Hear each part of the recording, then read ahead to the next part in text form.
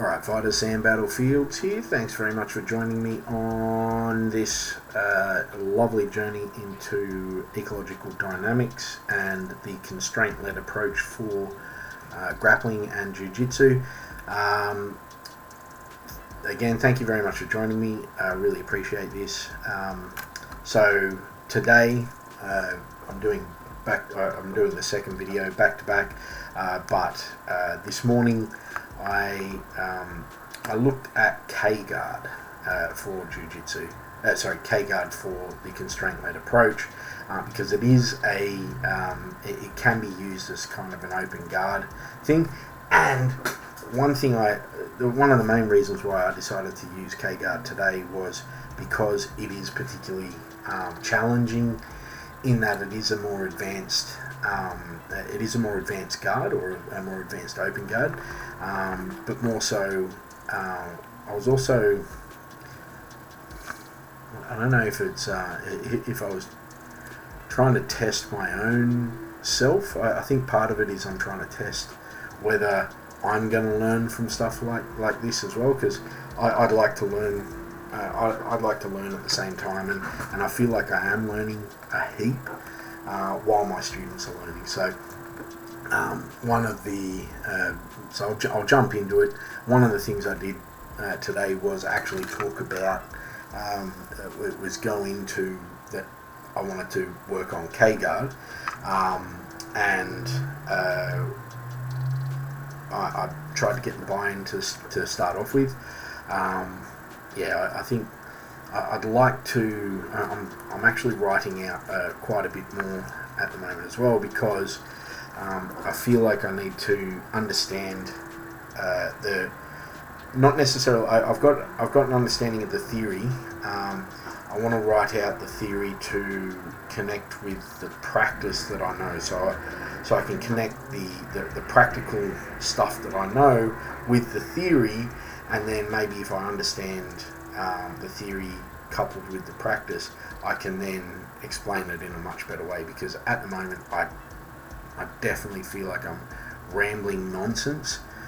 Not necessarily nonsense, but I'm rambling like this. You know, I'm saying something and then capturing myself, pulling myself back, that kind of thing. So I think if I can write it out, because I've got an underlying understanding, I've got some highlighted pieces that when I in the constraint-led approach, when I highlighted them, I had ideas that connected to my practical stuff. Sorry about my kid in the background. And so I want to put those two together, so I actually have some sort of a conceptual understanding that I can then, as Albert Einstein maybe is misquoted as saying, but if you don't understand, if you can't explain it simply enough, you don't understand it well enough, essentially. So what were we aiming to achieve today? I was aiming basically to get to K-guard. Alright, and when we started out, what I started out with was an open guard drill that I've been using as a positional drill, and it's literally just a positional drill. All last year we did these positional drills where it was literally just move from position to position to position, and I felt that they were quite successful in giving my students an understanding of like foot position, and kind of, if I said to them, hey, can you go and do this, like De La Hiva, they might not know it like 100%, but there was they wouldn't not know it, if that makes sense. It probably doesn't, but what I found, and so I'll just harken back to why I started to do these drills, was because I got given a leg lock, leg entanglement drill, which was just literally just moving through different leg entanglements, and it shot my understanding of leg locks into the sky. Like, it was awesome. I knew when I was in a good position and when I wasn't, and able to move forward from there. So what I looked to do was, so yesterday, now I didn't say this, but what I've been looking to do this year, because I got a bit of success with it last year, but what I wanted to do this year was, while people are going through these positions, feel the destabilisation that they can create using these positions. So that there was active resistance, which helped people warm up. So we weren't going 100%, but it was allowing people to warm up using these positions.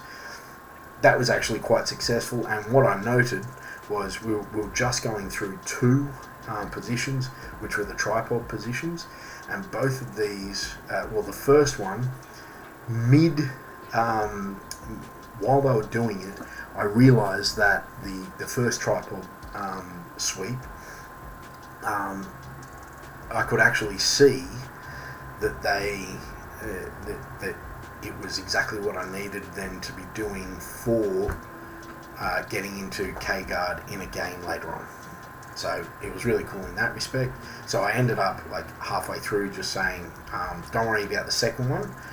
Let's just focus on destabilising with with that tripod sweep. And then focusing on that and getting them to try and, so the person on the top, I then turned that into a game. So the person on the top, their goal was to stay up, and the person on the bottom, their goal was to put them on their ass. And funnily enough, they ended up putting them on their ass. And then the emergent behaviour came out where, they were pushing down on the leg and dropping their hips. We had a discussion about it. It was really good. So the affordances that were acted upon were that they needed to figure out how to stop the person, because they were already in the final connection. So they had a hand around the heel, and they had a foot on the hip and a foot behind the knee. And so the only way that the person standing up could stop it was by dropping their hips, which was cool because it was something they all learnt fairly quickly. And then the person on the top was pushing down on one or either of the feet. So that was essentially what we wanted out of that. And what I wanted from there was the person on the bottom to then swim their arm under. So this is where I think as a design of the session, I think was quite good, in that there was a bit of adaptability on my behalf. So if we look at sort of what went well and why, the constraints were that we're already in the position where they were going to get taken down, so they had to stop that happening, and they ended up finding the things that they needed to do, which was push down on the leg, drop their hips, etc. What I wanted to do eventually is get into K-guard, is just get the K-guard. That was it. Like, I didn't really care.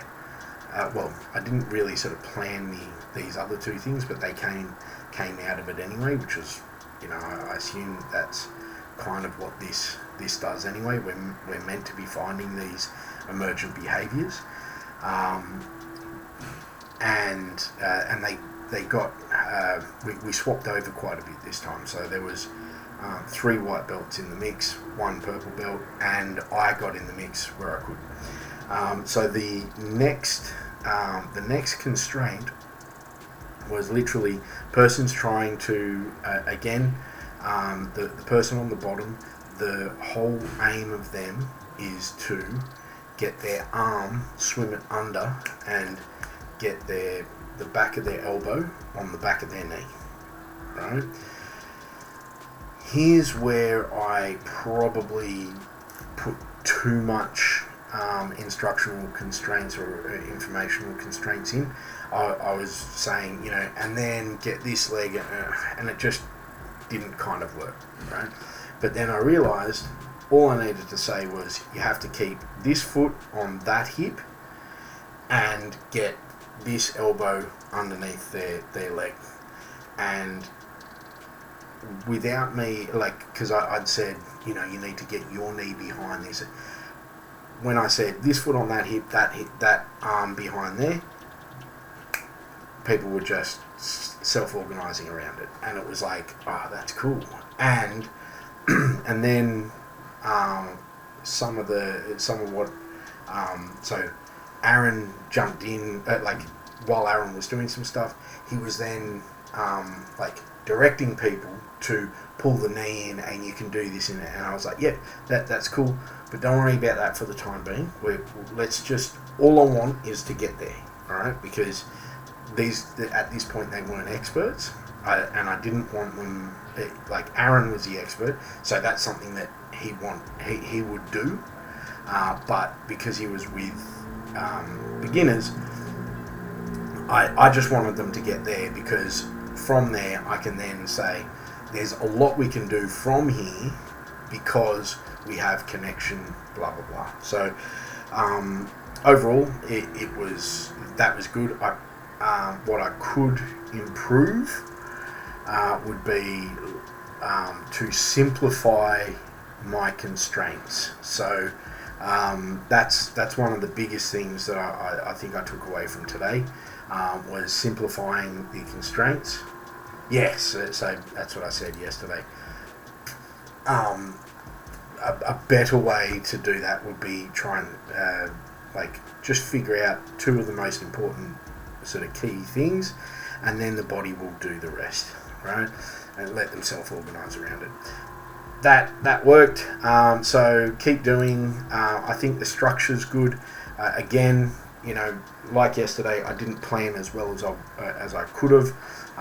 So I will definitely look to plan much better next week.